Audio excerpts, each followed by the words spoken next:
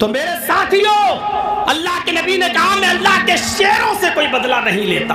یہ کون سا معیار تھا محبت کا کہ حضرت عمر فاروق کا بیٹا، عمر فاروق کا بیٹا گھوڑا دوڑا کر آیا اور دوڑتا ہوا جب گھر میں گھسا، پسینہ ٹپکاتے ہوئے، ابو گھر میں کیا بنا ہے؟ بیٹے کھانا وہ رکھا ہے۔ گیا، مٹی کی ہانڈی تھی، مٹی کی پلیٹ تھی، ہٹاتا ہے دیکھتا ہے اس میں لوکی، کدو جو لمبا سا ہوتا ہے ہرے رنگ کا، ہمارے ہاں اس کو لوکی بولتے ہیں، کہیں کہیں کدو بھی بولتے ہیں، عربی میں اس کو الدبا بولا جاتا ہے، الدبا۔ کہا یہ پکا ہے، ایسا کیا اس نے، یہ بھی کوئی کھانے والی چیز؟ ایسے کہا اپنے باپ سے، یہ بھی کوئی کھانے والی چیز؟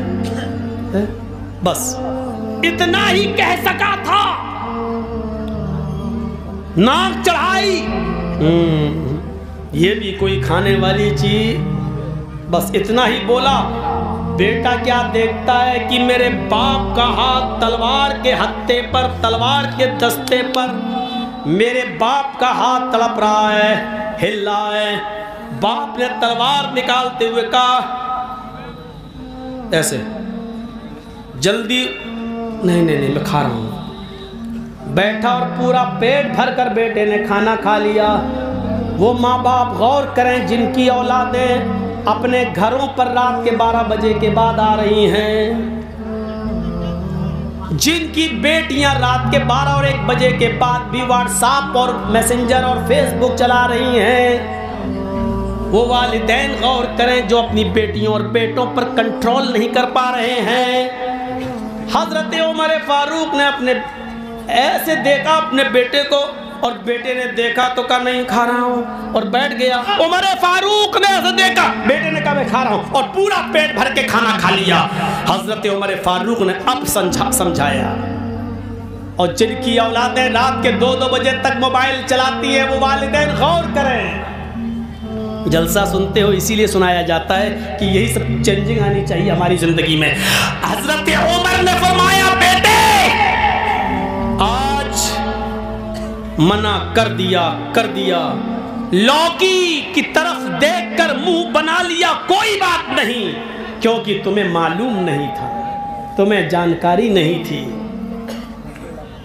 میرے بیٹے یہ لوکی میرے نبی کی محبوب سنت ہے۔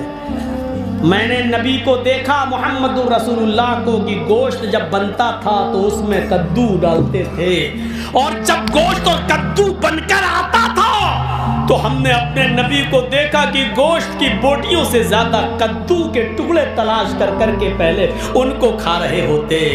یہ لوکی، یہ کدو میرے نبی کی بہترین اور پسندیدہ غذا ہے، اگر اس کو کھانے سے منہ بنایا تو کعبے کے رب کی قسم میں اپنی تلوار سے تیری گردن اڑا دوں گا، یہ نہیں دیکھوں گا کہ مرنے والا میرا بیٹا ہے، بلکہ یہ سوچ کر مار دوں گا کہ مرنے والا میرے نبی کی محبوب سنت سے نفرت کرنے والے کی گردن ہے۔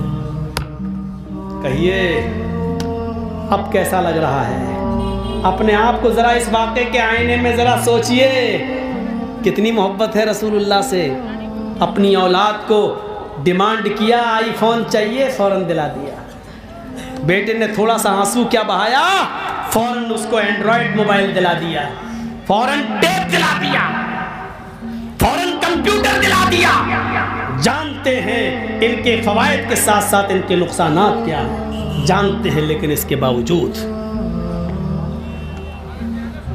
میرے پیارے ساتھیوں، آپ باپ ہیں اور آپ کا بیٹا رات کے 12 بجے کے بعد آپ کے گھر آئے اور آپ کی کچھ نہ چلتی ہو اپنے بیٹے پر، تو تف ہے آپ کے باپ ہونے پر۔ آپ کی بیٹی رات کے 12 بجے کے بعد آپ کے گھر میں موبائل چلاتی ہو، فیس بک چلاتی ہو، کمپیوٹر پہ بیٹھی ہو، جڑی ہوئی ہو اس سے، اور آپ اپنی بیٹی سے کچھ نہ کہہ سکے، تو تف ہے آپ کے باپ ہونے پر، افسوس ہے آپ کے باپ ہونے پر۔